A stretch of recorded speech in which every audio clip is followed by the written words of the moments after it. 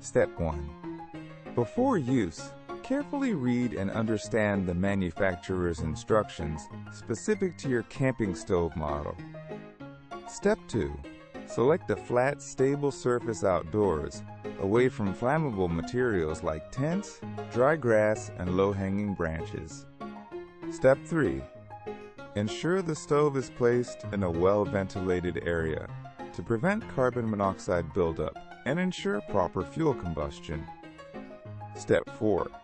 Check the fuel canister for any damage, leaks, or rust before connecting it to the stove's fuel input valve. Step 5. Carefully attach the fuel canister to the stove, following the manufacturer's instructions for a secure and airtight connection. Step 6.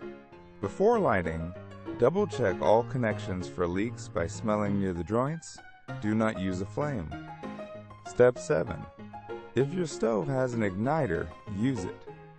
If not, use a long lighter or match to carefully light the burner. Step 8.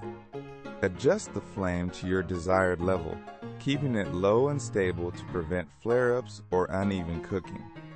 Step 9. After cooking, turn off the stove and allow it to cool completely before disconnecting the fuel canister. Step 10.